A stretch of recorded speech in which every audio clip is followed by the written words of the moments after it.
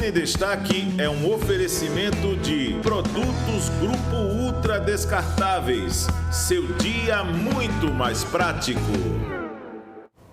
Olá, mais uma vez estamos aqui com o programa Medicina em Destaque, trazendo para você profissionais, trazendo para você aqueles dedicados médicos, médicas, paramédicas e outras ciências afins, com o intuito de levar até você conhecimentos e curiosidades acerca da nossa medicina milenar.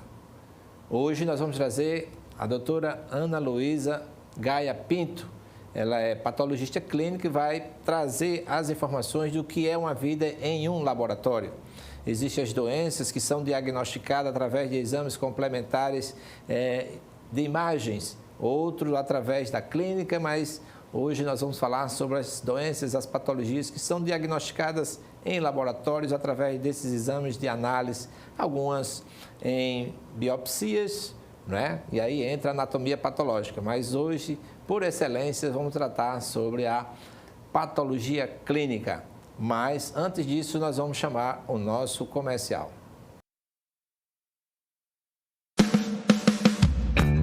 Grupo Ultra Descartáveis, com mais de 35 anos de experiência no mercado de produtos descartáveis e com uma das maiores plantas fabris do Brasil. O Grupo Ultra Descartáveis é referência em qualidade e possui um dos maiores mix de produtos do mercado. São marmitas, hamburgueiras, potes, pratos, copos, talheres e muito mais. Como diz esse poeta, viva o Grupo Ultra, com esse povo gentil, seus produtos descartáveis fazendo os progressos mil com uma das maiores plantas fabris do nosso Brasil. Grupo Ultra Descartáveis. Olá, então vamos conversar hoje com a doutora Ana Luísa, patologista clínica. Nossas boas-vindas, muito obrigado por estar aqui no nosso programa, subtrair da sua agenda esse momento tão especial para conosco. Obrigada e obrigada pelo convite. E alagoana? Sim, sou alagoana, mas minha formação foi toda fora daqui de Maceió. Mas nasceu em Maceió? Sim, Maceió. E por que a ideia de, inicialmente, medicina? Você tem mais irmãos? Sim, somos 4 tudo. E fazem medicina toda? Não, só eu sou médica, uma irmã minha é farmacêutica, um irmão agrônomo e a outra é formada em publicidade e marketing, mas não atua na área. E os pais? Meu pai é médico e minha mãe é dona de casa, mas formada em gastronomia. E a especialidade do seu pai? Patologista clínico também. Patologista. E seguiu o caminho do Seguiu o caminho. Foi. Oh, meu Deus, coisa linda. E o que é necessário para a formação de um patologista clínico? Após o término da faculdade, a gente vai fazer residência. Não tem pós-graduação em patologia clínica, então só tem residência. E tem poucos centros hoje com residência em patologia clínica. São 3 anos de formação, isso já há cerca de uns 30 anos. Antigamente era só 2 anos de formação direto no laboratório. E hoje a entrada da gente na residência é direto, mas a gente passa 1 ano de clínica médica. Então a gente passa em todos os setores da clínica médica. Em todas as especialidades, todas não, mas a maioria das especialidades a gente passa e em seguida a gente vai para o laboratório, são 2 anos de laboratório. E onde foi a clínica médica e em seguida? Tudo na Santa Casa de São Paulo. São Paulo? Isso. Por que a iniciativa de ser lá? Por aqui a clínica médica poderia ser feita por aqui? Não, mas a clínica médica é acesso direto, então meu primeiro ano de clínica médica já é junto com a patologia, então onde eu entro eu já faço a clínica médica. Então você faz a prova para a residência? De patologia, mas entro em clínica médica. Entra em clínica médica primeiro como ano. Disciplinas obrigatórias, especialidade obrigatória para passar. Isso, é obrigatório. E terminando lá, eu teve que voltar para cá? Voltei, porque os chamados são muitos, né? O pessoal do Nordeste, quando chega no Sul, termina uma especialidade, é assediado para ficar. Eu ainda trabalhei lá, eu fiquei 1 ano ainda, depois da residência, porque eu estava fazendo MBA em gestão hospitalar. E aí, ao terminar o MBA, que eu voltei. Então, nesse período, eu fiquei trabalhando e trabalhei em laboratórios lá em São Paulo. E me teve que voltar aqui. Voltei. Mas a vantagem de ir para São Paulo é essa, que dá para voltar. Não me ganhou, não. Como conseguir viver longe dessa terra bonita, né? É mais fácil aqui do que lá. Verdade. Agora nos fale o que é a patologia clínica. A patologia clínica é a área da medicina que vai cuidar e analisar todos os líquidos do corpo. Então, diferente da anatomia patológica, que é mais conhecida, que a gente vai analisar a parte mais sólida. Os tecidos. Isso, né? os tecidos. A patologia clínica, ela analisa todos os líquidos. Então, seja o sangue, a urina, as fezes, que para analisar elas ficam líquidas, os líquidos cavitários, o líquor, a medula, essa parte toda é analisada pela patologia clínica. Aí depois eu vou fazer uma pergunta sobre um líquido, é um mucoso, entendeu? Porque tem você pode também dosar para determinar o tempo de morte, mas vamos ver se a gente consegue entrar nesse estudo aí. Diga-me uma coisa, então, o analista clínico, ele não trabalha sozinho, né? Não. É necessário uma equipe multidisciplinar. A gente pode ter biomédico, biólogo, farmacêutico na equipe, tem os técnicos de laboratório, pode ter técnico de enfermagem, mas em geral é técnico de laboratório mesmo que atua. Então é uma equipe multidisciplinar. Eu, como faço alguns exames diferentes, ainda tenho fisioterapeuta e psicólogo junto. Um papel de cada um, por exemplo, psicólogo. Esse aí é especificamente para um teste que a gente faz, que é o TAP teste, que é para hidrocefalia de pressão normal. Então, o psicólogo ele faz a análise cognitiva do paciente, que a hidrocefalia ela vai trazer... É um tipo de demência, né? Não. Então, o paciente vai ter perda de memória, incontinência urinária e dificuldade de marcha. Então, o psicólogo ele faz essa avaliação cognitiva, o fisioterapeuta faz a análise da biomecânica da marcha, e eu faço a punção para a retirada do líquor e depois eu faço a análise, porque são em 2 dias isso. Então, no primeiro dia a gente faz as 3 etapas, no segundo dia só o psicólogo e o fisioterapeuta. Aí depois a gente faz a comparação para poder ver o grau de melhora que esse paciente teve. Mas aí a punção, além de diagnóstica, é terapêutica? Ela, nesse momento, ela é terapêutica, tá? Porque ela vai fazer com que o paciente tenha uma melhora desse quadro, né? Se o teste for positivo. E esse teste sendo positivo, ele é um bom indicativo de que se o paciente fizer uma neurocirurgia para colocar uma válvula para a drenagem do líquido cefalorraquidiano, ele vai ter um bom resultado. Não é 100%, mas ele é um teste que é feito antes para poder ter realmente uma certeza maior. Porque se você faz e ele não tem melhora, é meio que feito às cegas. Se você faz sem o TAP teste antes. Você fazendo com o TAP teste, o neurocirurgião fazendo com o TAP teste, ele já sabe que a chance aumenta muito do paciente ter uma melhora, né, do quadro em geral. É grande a incidência de quadros de hidrocefalia por aqui? Eu acredito que seja maior do que a gente tem, mas a gente sempre tem lista de espera. Talvez porque eu faço, desde que eu cheguei aqui em Maceió, esse exame, comecei de uma forma bem... Como é que eu digo? Tímida? Não, foi assim, uma colega pediu. Tá por acaso. Não pediu para mim, pediu para o meu pai disse que eu fazia. Eu já tinha acompanhado algumas vezes e aí desde então liguei para ela, conversei e a gente fez o que deu para fazer naquele momento, porque eu não tinha equipe ainda. Então a gente foi começando bem aos pouquinhos e hoje a gente tem, a cada 15 dias a gente sempre tem paciente para fazer. Às vezes a lista de espera fica muito grande. A gente tenta fazer com uma frequência maior, mas em geral é isso. A cada 15 dias a gente está fazendo paciente. Eu acredito que tem mais casos do que a gente atende, entendeu? Mas talvez pela dificuldade mesmo de acesso. O exame também não é tão barato, então acaba... Os planos de saúde cobrem? Não. Não cobrem. É verdade. Mas assim, o pessoal judicializa algumas vezes? Desse exame em si eu nunca tive judicialização. Geralmente o pessoal... Em geral eles pagam. Até porque é dispendioso, né? É. E a questão o manômetro, né? Que mede essa pressão do líquido. Isso. Ele faz a aferição da pressão intracraniana, o manômetro. E serve como uma referência extraordinária para a intervenção cirúrgica. Sim, porque o paciente com hidrocefalia de pressão normal, ele tem que estar com a pressão ali dentro do valor normal. Quando a pressão dá alta, a gente já vai levar para um quadro de hipertensão intracraniana. Então, ali é um momento que o TAP teste pode até... A gente já sabe que o TAP teste é negativo. Ele pode até vir até alguma melhora, algum benefício pela retirada do líquido, né? Porque o paciente que tem hipertensão, ele pode ser beneficiado, mas tem pacientes que não são beneficiados com a retirada do líquido mesmo tendo hipertensão. Eles podem ter queixa no pós, né? Então, esse paciente que tem a suspeita de hidrocefalia de pressão normal, e quando a gente faz a aferição da pressão, ela dá elevada, a gente já descarta a hidrocefalia e vai para um outro diagnóstico. Então, esse momento é muito importante de aferir a pressão intracraniana. Sei, muito bem. Além do psicólogo, do fisioterapeuta, você também tem de farmacêutico. Como é que atua também? Já O farmacêutico que vai para o laboratório, ele tem a formação em análise clínica, né, em bioquímica. Então, ele vai atuar em bancada. Tanto o farmacêutico como o biomédico ou o biólogo, eles atuam em bancada mesmo, fazendo a análise do material, a liberação de laudo, toda a parte de protocolos do laboratório também é de responsabilidade deles. Então, a gente realmente trabalha todo mundo em conjunto.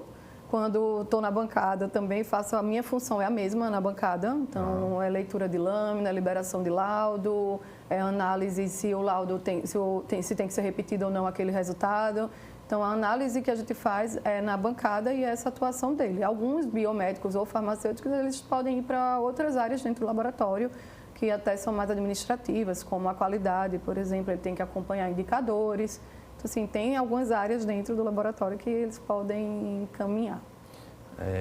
Que mais poderíamos ter biólogos, né? Biólogos, biomédicos, a mesma atuação. Todos eles vão atuar da mesma forma. Até porque o leque de exames, né, necessita da experiência de todos esses profissionais. Por exemplo, você tem a imunohistoquímica, você tem a genética, você tem tantos outros. Quais os principais? Os principais, assim, as principais áreas do laboratório, que a gente tem de atuação é hematologia, microbiologia. A hemato é para análise do sangue, mesmo hemograma, coagulação. Então, ela vai, a parte de plaqueta, ela fica no setor da hematologia. Aí tem o setor da microbiologia, que vai analisar as bactérias, em geral, bactéria, fungo, né? Então, é feita a cultura, que é semeado no meio de cultura, que vai para estufa para crescer. Depois disso, a gente faz o antibiograma, que é para ver quais os antibióticos são ideais para o tratamento daquela infecção. Então, esse é um setor muito importante do laboratório, né? Principalmente na área hospitalar. A gente tem a bioquímica, que aí vai ser as análises mais básicas, tipo glicose, colesterol, TGO, TGP, gama, essa parte é toda bioquímica. Tem a parte de imunologia, tem a urinálise, tem a parasitologia. Genética. A genética é uma área muito em crescimento no laboratório. Então, hoje a gente já tem laboratórios só de genética. Aqui em Maceió não temos, mas assim, a gente consegue enviar para análise de material com muita estabilidade e segurança para o paciente. Então, consegue fazer um ótimo exame enviando para fora, mas aqui a gente ainda não tem. Patologias assim, em genética que vocês podem dosar aqui ou colher o material? Todos. Todos. Não tem nenhum exame, principalmente de genética, que a gente não tem estabilidade, que eu me lembro agora, para poder fazer uma análise. Alguns exames a gente precisa, enviar em 24 horas para análise, mas a gente consegue fazer essa logística. Hoje teve um caso interessante da paciente de epilepsia que eu estava ali comentando, e aí eu conversando com a familiar, eu falei para ela que existe o painel genético para o estudo da epilepsia. Então, na suspeita de um quadro de uma epilepsia genética, o melhor direcionamento que o médico vai ter é fazendo esse painel, porque ele vai ter todas as síndromes genéticas que podem causar a epilepsia ali naquele laudo. E em termos de oncologia, você tem algum perfil de algumas células oncológicas? Oncologia. Hoje, o que eu mais trabalho é na parte de líquor. Então, a minha demanda maior é a pesquisa oncótica no líquor, que são os pacientes que têm algum tipo de neoplasia que pode fazer uma metástase cerebral. Então, a gente faz o líquor para pesquisar as células neoplásicas no líquor. Então, são células diferentes, são células que na análise ela tem um padrão diferente da normalidade e nesse paciente a gente consegue fazer essa análise pela lâmina que a gente faz de análise de líquor mesmo.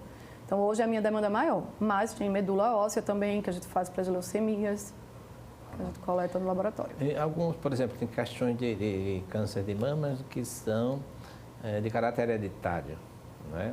E alguns pacientes até fazem mastectomia assim, preventiva. Isso, aí esse diagnóstico é só patológico? Tem que ser feito o BRCA, né? Aí tem o BRCA 1 e 2, que aí sendo positivo para aquela linhagem, aí o oncologista ou mastologista vai aconselhar se faz ou não a cirurgia para retirada, né? Da mama, dos linfonodos, já preventivo. Já preventivo. O patologista clínico caminha também junto com a neurologia? Vai depender da área, né? A gente pode caminhar com quase todas as áreas. A patologia clínica ela está envolvida em todas as áreas da clínica. Então, Então, assim, hoje não, há muito tempo a gente já sabe que para fechar um diagnóstico, a clínica é soberana em tudo, mas 70% dos casos são fechados de acordo com os exames laboratoriais. A gente não trata o exame, mas correlacionando a clínica com o exame, a gente vai fechar o diagnóstico, né? Então, é nesse momento que o laboratório é tão importante. Então, ele vai atuar em todas as áreas da clínica, seja na endocrinologia, na neurologia, na hematologia, na urologia, em todas as áreas. A cirurgia também, que para fazer uma cirurgia a gente precisa, né? Dos exames laboratoriais. E até no pré-cirúrgico, dependendo do que for, né? A causa vai precisar do laboratório, independente dos exames.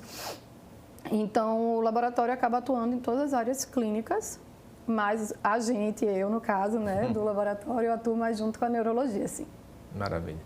Vê se tem um vídeo aí. Coloca esse que chegou por último aí, por favor.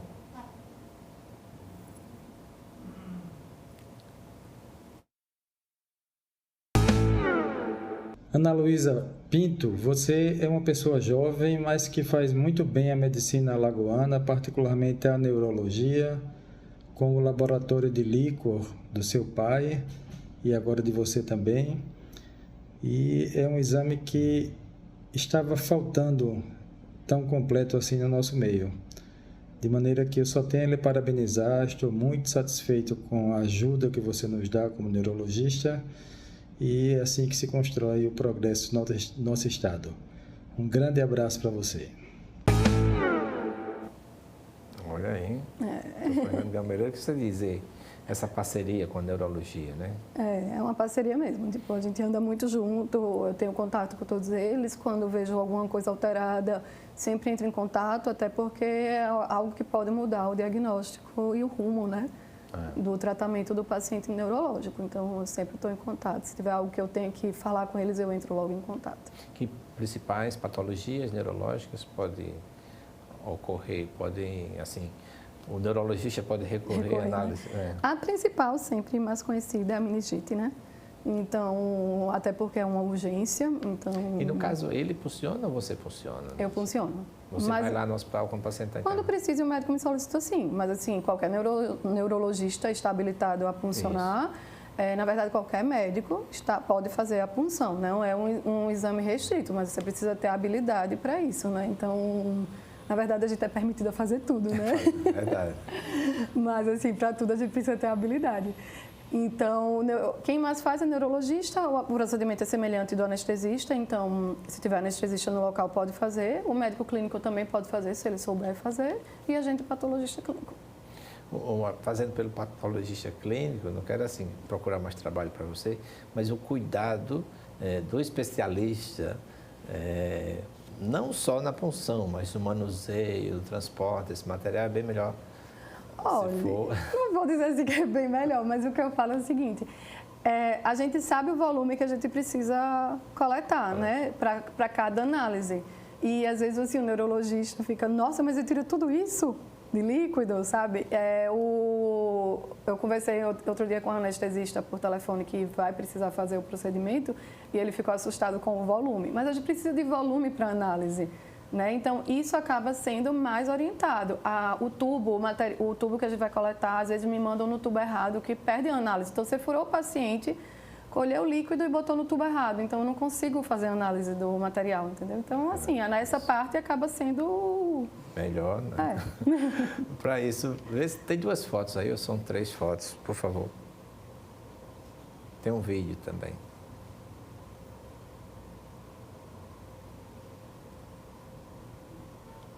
Esse é pode comentar, isso aí. Essa punção, o paciente deve ter medo, né? Tem. No momento da punção, o paciente em geral chega tenso, um ou outro que chega muito tranquilo. Eu acho que o que mais gera atenção é estar acordado, né? Que a maioria pergunta se eu vou fazer uma sedação total. E o desconhecido é pelas costas, você não está vendo o que está acontecendo, né? Então, isso gera uma tensão mesmo nos pacientes. O medo da dor, né? Eles ficam muito tensos com medo da dor. Esse manômetro é usado em todas as punções? Por exemplo, em meningite é utilizado ou não? Aconselha-se que faça sim ou só em algumas patologias ou algumas funções específicas? De forma ideal seria em todos. mas nem todos os médicos solicitam. Sei. Entendeu? Então, o ideal seria que o médico solicitasse a punção com manometria. Quando ele tem uma suspeita de uma hipertensão ou uma hipotensão, ele sempre solicita a pressão. Quando eu vejo a observação, a justificativa médica, quando colocam, né, porque nem todos colocam a justificativa, então quando eles colocam e eu vejo que é necessário para o paciente, ou quando eu estou conversando com o paciente e eu vejo que a queixa dele seria ideal, que se ele fizesse uma manometria, aí eu faço a aferição da pressão, independente do médico ter solicitado ou não, porque esse é um procedimento que eu faço ali no momento, não vai interferir em nada, pelo contrário, é algo a mais que o médico vai receber. Eu não posso incluir exames que eu ache que seja necessário naquele caso, né? Não me cabe isso. Mas a pressão eu incluo. Mas até porque que pode ser pego de surpresa com algumas pressões aumentadas. Com frequência, viu? Não é incomum isso, não, de não ser solicitada a pressão. E quando eu converso com o paciente, vejo que ele teria uma indicação, faço a manometria dele e dá uma hipertensão intracraniana. Então, ali a queixa do paciente, provável, quando condiz o caso, ali é um quadro de hipertensão que tem que tratar a hipertensão e resolve. Isso é feito no laudo, coloca Sim, coloca o valor da pressão intracraniana de abertura, né, que é a inicial, quando a gente começa o procedimento, e após a retirada do volume de líquido. Então, tem a inicial e a final. A retirada é só aquela quantidade exata para o exame. Mais ou menos. Mas pode tirar um pouquinho se perceber que a pressão está alta. Não, quando a pressão está alta, em geral, eu sempre tiro um pouquinho a mais, porque às vezes tem exame que precisa de repetição. Sim. Se eu precisar de uma repetição, é muito pior eu solicitar que o paciente volte para fazer uma nova punção e retirar o líquido, do que eu já tenho um pouco de material, né? E, às vezes, também o médico, depois que recebe o primeiro resultado, ele, eu queria fazer tal análise. Que esqueceu algumas vezes. Pelos achados. Não é nem que esqueceu. Primeiro ele quer ter ver o básico, né? A rotina geral, para poder ter uma percepção do que está ali. Mas eu queria fazer essa análise. Então, se eu tiver material e o material for viável, eu não preciso puncionar o paciente de novo. Então, eu poupo o paciente de uma punção, porque a gente nunca sabe como vai ser o pós do paciente, né? Se a punção vai ser fácil, vai ser difícil. Então, eu poupo ele dessa nova punção quando possível, né? Porque tem que ter a estabilidade da amostra. Maravilha. Vê o repórter de rua.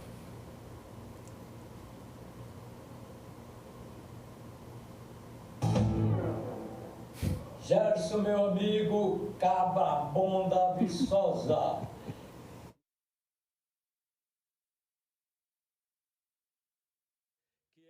Uma patologista de renome aqui no nosso estado, aqui na nossa capital de Maceió.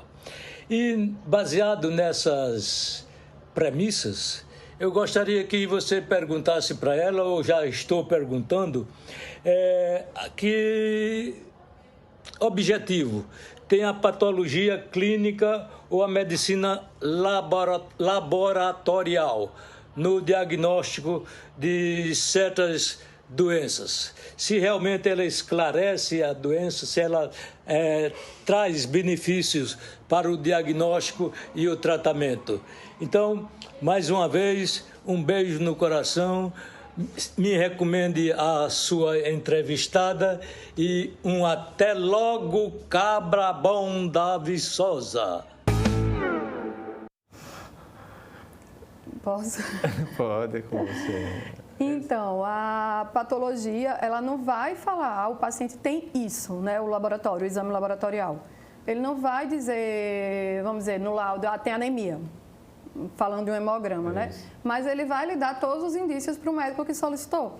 Então, a gente, quanto médico que solicita o exame, a gente também tem que saber fazer a leitura do exame, né?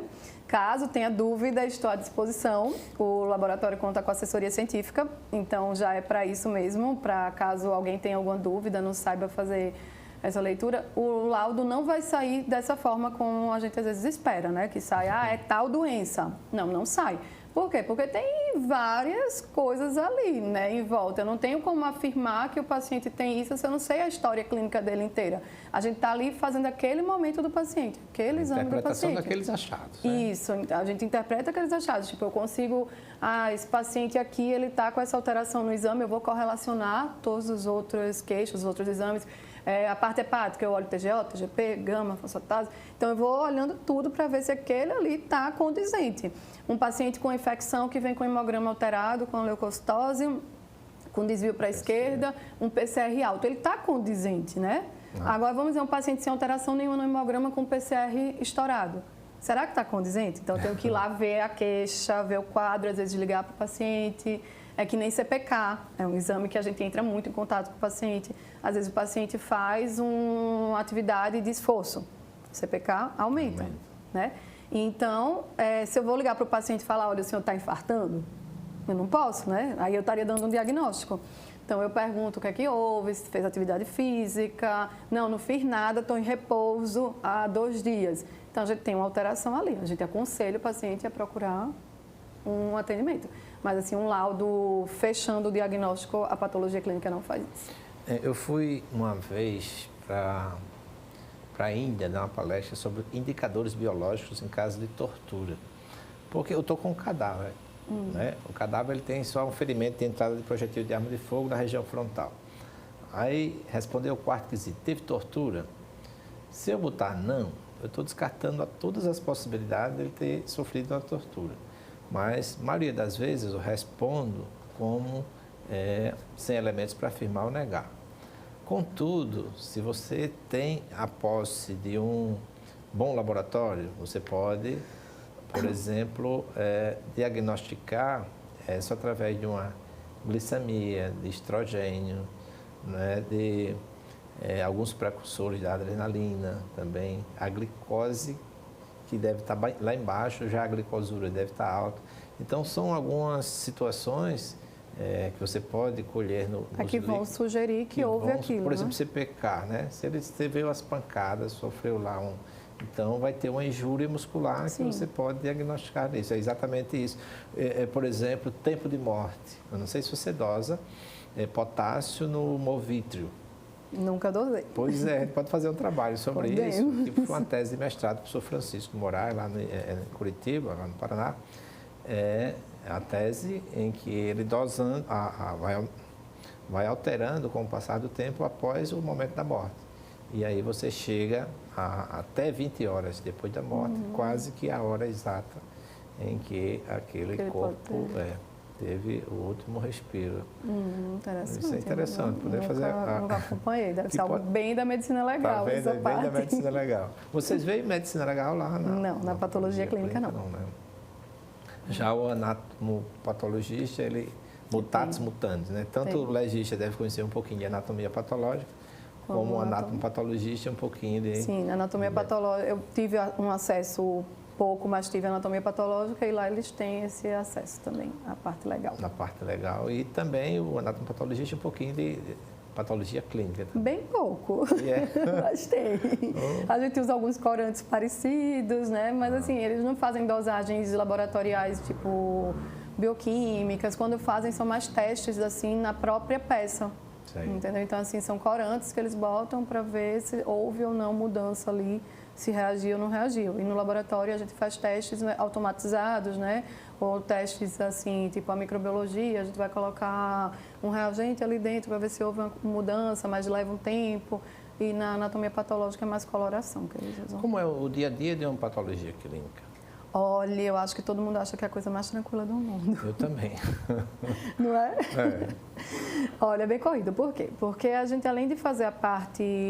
Eu falo muito pela minha área, né? Porque eu atendo, nem todo patologista atende. Então, eu atendo fazendo as punções. E isso vai depender da sua área de atuação, se você faz ou não faz punção. Então, eu atendo esses pacientes da punção, eu analiso os líquors, né, que eu colho. E vou para a bancada ainda para fazer alguns laudos e também faço a parte de gestão. Então, acaba sendo muito corrido. Toda a parte da área técnica, de controles, essas coisas também tem que passar por mim. Então, também tenho que analisar, ver como é que está. Então, eu tenho muito contato com a qualidade do laboratório, né, que é quem vai me passar os indicadores, mas com todos os biomédicos, tipo, se tiver alguma situação, o aparelho quebrou, uma urgência, como é que a gente vai fazer? Então, essa parte acaba ficando muito comigo também. As urgências lá mesmo no laboratório, não tem urgência em hospital, não? Se tem urgência de hospital, a gente... Sim, precisa. Não, a gente atende hospital também. Ah. Aí tem os exames de urgência do hospital, que tem a rotina hospitalar, normalmente é pela manhã, né? Ah. Então tem que estar liberado até 8, 9 da manhã no máximo as urgências. E as urgências do laboratório, eu costumo chamar laboratório de rua, né? Que é o laboratório de porta, que não é dentro do hospital. Aí, em geral, a gente libera até as 14, 16 horas. Depende muito da hora de coleta também, né? Porque aí tem o tempo de análise, tem o tempo de centrifugação. A gente não pega o material que chega e vai direto para o aparelho para ser analisado. Não pode ser assim. O material, quando chega, ele passa por um preparo, ele vai para a centrifugação. Depois da centrifugação, que ele vai poder ir para o aparelho. Quando é hemograma, tem que ser feito lâmina. Maravilha. E com relação às questões de urgência à noite, como é que o pessoal tem a equipe toda para dar o diagnóstico? No hospital, a gente faz... Hoje, no hospital que a gente atua, né? Sim. É uma liberação parcial. Então, a gente tem equipe, mas a gente não tem equipe de nível superior. Então, é liberação parcial. Nos hospitais que tem, em geral, tem um nível superior, um biomédico, um biólogo, ou até médico. Aqui em Maceió, não sei se tem, em algum canto que tenha. Em geral, é biomédico ou farmacêutico. De plantão, que aí ele já faz todas as liberações de resultado. Caso precise de alguma coisa, de alguma confirmação, aí fica para o dia. Você falou que faz a análise de urina, Urinálise. urinálise. Também faz a questão de espermograma, né? Faz espermograma também. O que é que além do espermograma, literalmente, né, se dosa mais alguma coisa lá no... No espermograma, Sim. você fala? O espermograma ele é feito mais para pesquisa de infertilidade, Sim. pós-cirúrgico, de vasectomia. E aí alguns médicos também fazem muito cultura de espermograma para quando o paciente tem algum tipo de infecção recorrente, quer investigar, já tratou, não melhorou, aí eles fazem no espermograma para ver se a infecção é mais interna, né? E em termos de ginecologia, a gente faz um lavado vaginal, colhe material, células, etc. Faz a parte do cérvico vaginal, que é o Papa Nicolau. Sim. Aí ele pode ser feito no laboratório, que é feita a lâmina, né, na coleta. Pode ser feito também só a cultura vaginal, cultura uretral. Gestante tem que fazer cultura anal também. Aí toda essa parte é feita no laboratório. Maravilha. Coloca um vídeo desse aí.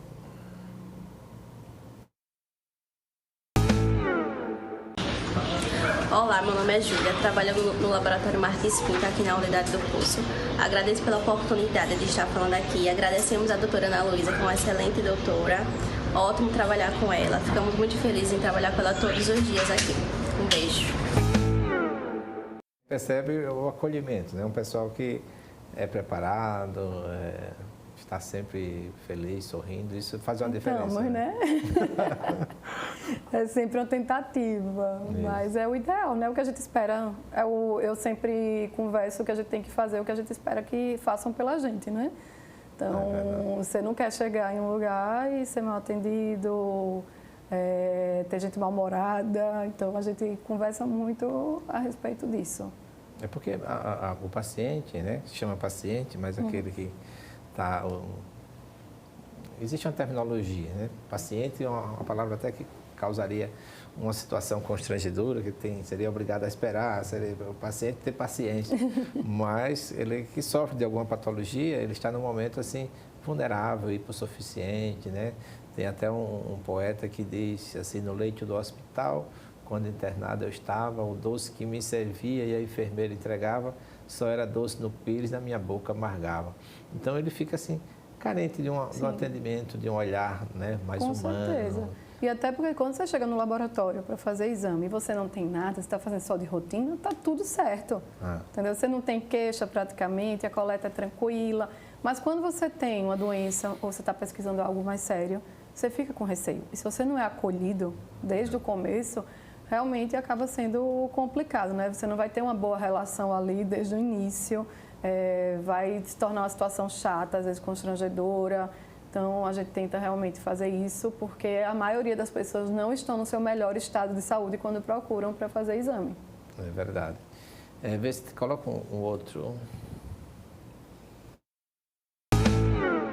Me chamo Stein Alves, eu sou técnico de análises clínicas aqui do Laboratório Martins Pinto e todos os dias, todas as manhãs, estou aqui dando assistência à doutora Ana Luísa na parte de líquor. Né? E queria aproveitar essa oportunidade para parabenizar a doutora Ana Luísa pelo excelente trabalho que ela vem promovendo com toda a sua equipe. Eu acompanhei um exame, né? Mostra sempre essa sintonia, né? Entre o profissional e o técnico, e aí dá mais um conforto para o paciente. Eu falo que ele está bem em sintonia mesmo, porque eu quase não preciso explicar o exame mais. Ele já conversou, já explicou, o paciente já está até mais confortável, mais tranquilo, porque ele faz a primeira coleta de sangue em geral e ele já vai abordando o paciente, conversando. E isso acaba que numa punção é o que acaba deixando mais tranquilo, né? O paciente, se você chega para fazer uma punção e simplesmente coloca a agulha, não vai ter como ser tranquilo, né? Mas se você conversa, explica, acaba se tornando um momento menos desagradável. Às vezes em sala de aula, que eu dou, na aula de medicina legal, fala sobre os instrumentos que corta, o instrumento cortante, o que perfura, o perfurante. E aí eu digo, olha, só que o cortante produz uma lesão incisa, o perfurante uma lesão punctória. Imagine se chega no laboratório, a técnica lá diz, eu vou fazer uma perfuração em você sai correndo, eu vou fazer uma punção. Né? Aí já fica mais calmo. Mais calminho, né? Uma perfuração, não sei se vai. Perfuração, sai correndo. Maravilha. Que cuidados básicos deve ter, por exemplo, numa punção licórica dessa? Sim, o principal antes da punção é se o paciente faz uso de medicação anticoagulante. Se o paciente faz uso de medicação anticoagulante, dependendo de qual for, a gente precisa suspender. Se não, não precisa ter nenhuma grande preocupação ou preparo, não. Tá? O exame pode ser feito sem jejum. A gente às vezes pede o jejum porque a maioria dos exames dos pacientes também tem exame de sangue. A gente pede o jejum devido a isso. E deixa eu ver se tem mais alguma preparação. Se tiver lesão no local, a gente também não pode fazer. É isso, está tudo tranquilo. E também, assim, eu acredito que algum antecedente de comorbidade, tipo epilepsia, alguma coisa, né? Se orientar. Sim. Aí o paciente que faz uso de medicação controlada, porque tem uma epilepsia, ele tem que continuar usando a medicação dele. Ele é hipertenso. Ele tem que tomar, até porque é um momento de nervosismo, às vezes, para alguns, né? Se você não toma a sua medicação, vai gerar isso. Paciente muito ansioso, isso eu tenho muito. Tem paciente ansioso que não consegue fazer a punção. Já teve casos assim? Já, eu tive um paciente há pouquíssimo tempo que ele só voltou umas 2 semanas depois, tomando medicação, porque ele achava que não podia tomar a medicação para fazer a punção. Sei. Eu falei, não, se você suspende a medicação, eu não vou conseguir fazer, porque a ansiedade dele era num nível muito alto. Então, ele voltou 2 semanas depois, tomando a medicação, mais tranquilo, sabendo como era o procedimento, e aí a gente conseguiu realizar tranquilamente. Mas no dia que ele foi, não conseguiu. Já tem outros pacientes, só isso? Vários. Ainda bem. É o mais esperado e é o que a gente mais encontra, né? Verdade. E com relação aos cuidados agora, com o resultado dos exames, pode existir o falso positivo e o falso negativo. Que cuidados devem ser tomados nesse sentido? Todo exame laboratorial ele pode ter o falso positivo e o falso negativo. O exame é um momento da vida da gente. Eu falo que é um registro daquele momento. Né? Então, é bom sempre a gente ter um exame quando a gente está... Qualquer exame no momento bom de saúde, para poder a gente ter o do momento ruim e saber que realmente aquilo ali está alterado, né? Mas no exame de líquor, o principal cuidado, o exame depende muito da gente que analisa, né? Então, ele é dependente do analisador, do nosso olho, que é no microscópio. Então, ele depende da gente. O cuidado que a gente faz é controle. Então, a gente sempre faz controle para confirmar se a gente está vendo sempre a mesma coisa, para poder a gente garantir esse resultado. E também a gente faz, a maioria das vezes, a gente faz um resultado, a leitura 2 vezes, do mesmo paciente. Então, a gente não lê ele no microscópio só uma vez, a gente lê 2 vezes para poder ver se bateu o primeiro resultado. Às vezes, se a homogeneização não foi tão boa do primeiro tubo, a gente homogeniza mais uma vez para poder fazer a análise. Então, é mais examinador dependente, essa parte. Durante o período pandêmico, quais foram, que análises você tem sobre, aumentaram o número de exames, diminuíram, o pessoal de exames laboratoriais gerais. Querendo sair, Aumentou muito. Aumentou? Muito. Não só, tipo, o teste em si de Covid, né? Que a gente tinha uma demanda grande, como os exames laboratoriais. As pessoas queriam estar sempre com a saúde bem cuidada, eu quero estar bem. Então, assim, aumentou. Foi uma época que teve muito aumento de exame laboratorial, de rotina mesmo. Não era esperando estar doente ou porque eu estou com Covid e estou fazendo exame. Obviamente que tinha esses casos, porque dependendo do seu acompanhamento, do agravamento, você tinha que fazer com uma certa frequência os exames laboratoriais, mas era paciente que estava em cuidado mesmo com a sua saúde. Então, aumentou muito. E as perspectivas da patologia clínica, eu acho que, assim, nas últimas décadas, né, cresceram essas perspectivas bastante.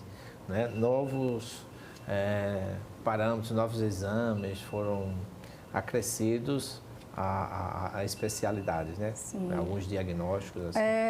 Eu brinco assim que você vai num congresso de patologia clínica mesmo que você está num congresso de informática. Sim. Que tem... sempre tem novidade, equipamento novo, tudo mais moderno. Então, a gente começou há alguns anos com o laboratório fazendo tudo manual. Eu não peguei essa época de fazer o trabalho manual, né? As dosagens de forma manual. Mas essa era a realidade do laboratório há uns 40 anos, né? E hoje não, hoje a gente tem tudo totalmente automatizado. Com poucos microlitros a gente faz as análises. E quando a gente fazia poucas dosagens, hoje a gente pode dosar praticamente tudo que o nosso corpo produz, né? Então, tudo e até o que a gente ingere, né?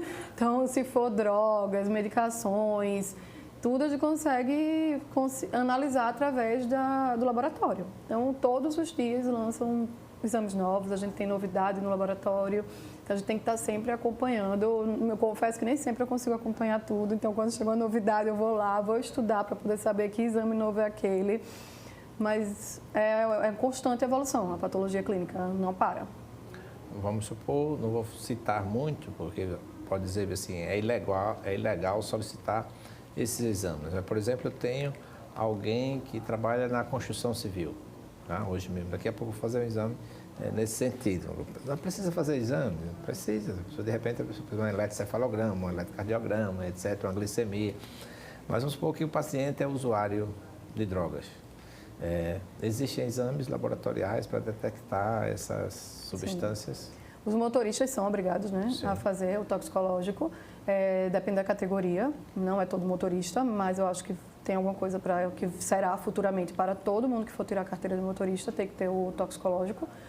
E que aí esse é um tipo de toxicológico que vai detectar as drogas, as principais drogas, e também tem o que aquela pessoa quer fazer aleatório, que pode ser na urina ou só o toxicológico que pode ser de concurso também, então a gente consegue detectar via exame, sim. Maravilha. Doenças sexualmente transmissíveis, tipo, antigamente era aquele boom, né, de dar um diagnóstico, sobre principalmente HIV. Hoje ainda tem algumas patologias que estão tendo esse problema de ordem legal. O HIV é uma delas ainda né, para fazer o diagnóstico. Um resultado positivo de HIV é feito no teste normal, né, que chama teste de triagem para HIV, a gente tem que fazer o teste confirmatório. Então, a gente tem que chamar esse paciente novamente para poder fazer essa coleta, porque é num tubo específico, para poder fazer o confirmatório. Ele dando positivo não é um laudo que eu posso liberar online. Não é que eu não posso, né? Teoricamente, você só tem que entregar em mãos. Então, é aquele paciente que eu chamo no laboratório, eu entrego o laudo em mãos e converso e dou as orientações. Se por acaso eu tiver o acesso ao médico, né? Nem todo médico a gente vai ter acesso. Então, se tiver o acesso, eu entro em contato com o médico solicitante e informa ele esse resultado positivo para que ele já faça ali conduza o caso, né? Certo. E agora foi meu celular. Hoje, a patologia clínica tem sido um crescendo, né? Com relação a subsidiar aqueles que estão na linha de frente, né? Às vezes não existe um abuso de alguns médicos, vamos dizer assim, né? Pede um mês, no outro mês está pedindo esses exames, você consegue... Olha, assim, para a gente é difícil assim, a gente perceber essa... Da necessidade que ele está tendo, né? Porque vai muito depender do protocolo dele, né? Da necessidade do paciente, se está começando aquele tratamento. Em geral, de forma geral, qualquer protocolo a gente precisa de um tempo para ter o efeito, né? Tipo, de tratamento. Então, o mais esperado, o que a patologia sempre fala muito, são 3 meses, a cada 3 meses. Então, se eu trato um paciente diabético, por exemplo, não adianta eu pedir o exame todo mês. Muitas vezes a gente não vai conseguir ver ali uma melhora. Toda semana. Então, eu preciso de um prazo ali para poder aquele organismo, né, se adaptar à nova rotina, à mudança de hábito, ao tratamento, à medicação, diferente do paciente que está interno com comorbidade mais grave, que precisa fazer realmente diariamente, porque ele vai ter alteração diária nos exames. Mas um paciente clínico em acompanhamento ambulatorial, em geral, é a cada 3 meses. Com relação ao pessoal da minha idade, com relação à hiperplasia prostática, só o PSA livre total ou existem outros exames que também podem subsidiar? De laboratório ainda é, em geral, o PSA, que é o principal marcador, né? Só tem que ter os cuidados acima dos 45 anos para começar a fazer o PSA, ou se tiver algum quadro familiar, fazer antes disso. E quais são os cuidados antes de fazer o exame? O preparo, tem que ter abstinência sexual, não pode andar de moto, de bicicleta, de cavalo. Não pode fazer a ultrassom prostática, não pode fazer estimulação prostática, não pode ter feito biópsia prostática, e aí cada um tem um tempo. Tipo, biópsia, se eu não me engano, são 30 dias, ultrassom são uns 7 dias e o resto 3 dias, de 2 a 3 dias. Em termos de genética, existe a cavidade oral para diagnóstico de algumas patologias, quais? A maioria dos testes genéticos a gente consegue fazer pela saliva, que aí para a criança, por exemplo, facilita, né, porque você faz pelo suave, mas quase todos que você consegue fazer pelo suave oral, que é o da saliva, você consegue fazer pelo sangue também, pelo sangue total. Que aí tem a diferença plasma, soro, sangue total, né? Alguma patologia assim que você lembra que tem importância para esse diagnóstico genético laboratorial? Deixa eu lembrar de cabeça. São tantos, né? Porque são muitos. A trissomia do 21 ela é feita através do teste genético, né? Mas pode ser feito ainda em punção intrauterina, trissomia? Pode ser feito. O teste pode ser feito, mas aí é um procedimento invasivo. E aí quem faz é o obstetra, esse procedimento, e aí ele vai ter que pesar o risco de fazer esse... Custo-benefício. Isso. Porque, por exemplo, um teste que pode ser feito também dessa forma é o de paternidade dentro da barriga. Porque para você fazer pelo sangue, eu não vou lembrar agora, mas tem a questão do sexo. Sim. Então, se for um sexo, você consegue fazer pelo sangue. Eu acho que se for sexo masculino, aí você faz a sexagem. Se for sexo masculino, você consegue fazer o teste de paternidade ainda com o bebê na barriga. Se for, por acaso, for sexo feminino, eu não tenho certeza dos sexos, tá? Mas eu falando hipoteticamente, você só consegue fazer se for pela coleta do líquido amniótico, que é por uma punção. E aí, isso aí tem os riscos. O líquido amniótico do bebê? Da mãe, né? Na coleta. Da mãe, tá. Aí o bebê ainda dentro da barriga. Sim, sim. Aí você consegue fazer o teste de paternidade. E no líquido você consegue fazer também esses estudos genéticos, se for o caso, mas aí tem que ver a gravidade, a necessidade. Hoje em dia, a gente tem um exame que chama NIPT, NIPT, o NIPT, que ele consegue diagnosticar várias síndromes no bebê ainda dentro da barriga. Aí ele é um teste bem mais moderno, não é invasivo, é um teste de sangue no sangue da mãe e consegue detectar no bebê. Alguma incidência, né? Uma grande incidência hoje em algumas patologias demenciais e patologias em termos de depressão, né? Ou a patologia clínica subsidia esses exames? Com quais exames? Na parte das demências, a gente entra com o líquor, né? Sim. Então, o paciente que tem um quadro demencial, ele precisa ser investigado o que é que pode estar causando aquela demência. Que aí muita gente vai, é Alzheimer. Mas é Alzheimer mesmo? Tem outras demências que podem causar. A hidrocefalia de pressão normal, que eu falei no início, ela causa também um quadro demencial, muitas vezes confundido com Alzheimer. Então, a gente precisa afastar um ou outro para poder dizer que realmente é uma demência, e o hipotireoidismo pode fazer um quadro demencial também, então dependendo das alterações. Então a gente precisa investigar ali de forma completa qual é a causa daquela demência, e tudo isso a gente pode fazer através do estudo do líquor. Alguns já tem também pelo sangue, aí o médico vai pesar qual é o exame que ele prefere solicitar, né, dependendo do quadro do paciente. E nas depressões, Em geral, o que vai ter são as alterações que podem acontecer, hormonais, né? Que a pessoa pode ter um quadro depressivo por causa disso, mas a gente consegue atuar mais, ajudar mais ao psiquiatra na parte de exames de medicação, para poder acompanhar a dose, se está ainda dentro do esperado, se ele pode aumentar aquela dose ou não. Há uma questão ideológica quase posta em prática da questão da jovens a partir de 14 anos já poder fazer um tratamento hormonal para a mudança do comportamento, um sexo social, podemos dizer assim. O laboratório pode fazer um follow-up, um acompanhamento nesse sentido também? É feito com o laboratório, né? Agora, o que vai acontecer é que hoje, eu particularmente ainda não tenho uma expertise tão grande nisso. É algo que eu até estou buscando, porque a gente provavelmente vai ter que mudar o nosso laudo. Aquela pessoa que é transgênero, né, nesse caso, que nasceu mulher e está virando homem, fazendo a transição sexual, ela vai tomar um hormônio em dose maior. Só que o corpo dela é feminino, os hormônios são femininos. Então, o valor de referência da gente é para mulher, não é para trans. Então, isso é algo novo ainda no laboratório, é algo que vai ser abordado até nesse congresso que eu estou indo. Então, eu acho que vai ser alguma coisa que a gente vai ter que mudar em laudo futuramente, sim, para poder vir essa opção. Porque uma coisa é você estar fazendo a reposição, mas você está num corpo de mulher. Outra coisa é você fazer a reposição, fazendo a transição para o corpo de homem, né? Então, a dosagem hormonal vai ser muito maior. É verdade. Existe o sexo jurídico, né? Sim. E às vezes muda de nome mesmo. Teve um caso até que, recentemente, uma pessoa mudou o sexo para feminino e está com CA de próstata. E aí vem a questão, e já num quadro mais avançado, no momento que assinar a declaração de óbito, né? Com sim, sexo. botar o nome social. O tal nome tem que valer o nome social. Hoje, assim, pelas leis, a gente tem que colocar o nome social do paciente. Então, é o que consta no documento dele, o sexo também. Se ele não quiser informar o sexo, a gente tem que ter a opção de não informar sexo. E caso seja aquele paciente também que não tenha a mudança desse documento, ele tem que sair com o nome dele. Sei.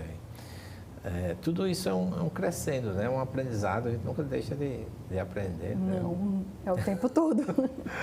Maravilha. Dizer também da novidade aqui, eu ia trazer até uma poesia para você, mas eu vou mandar uma poesia, eu vou botar aqui na tela em seguida, sobre mãe. Né? Você está de parabéns, né? Muito obrigada. Vai ficar uma poesia aqui para vocês, mães, leem, do poeta João Antônio.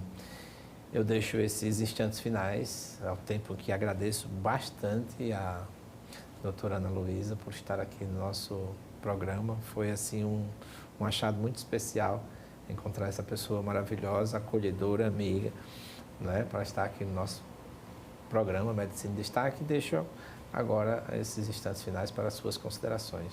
Bem, eu quero agradecer, né, novamente estar aqui no seu programa. Acho muito importante a gente abordar a patologia clínica, o que é, né, as pessoas saberem, como eu falei do início, muitas vezes o próprio médico não sabe a diferença entre a patologia clínica e a anatomia patológica. Então, é muito importante que as pessoas que levar isso ao conhecimento, saber o que tem por trás do laboratório, saber que não é só colher aquele tubo e pronto. Parece que tem gente que acha que colheu o tubo e pronto, já vai ter o resultado instantâneo. E não é, isso passa por análise, por processo, tem muita qualidade envolvida aí por trás para poder entregar o melhor laudo para vocês.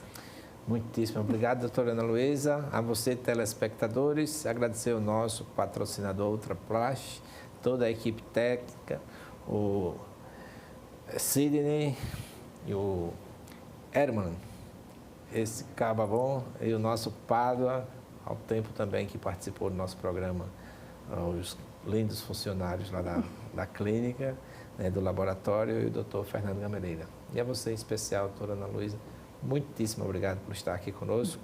Telespectadores, muitíssimo obrigado. E a certeza que na próxima semana nós estaremos aqui porque Deus está cuidando de tudo isso. Obrigado. Obrigada. Obrigado.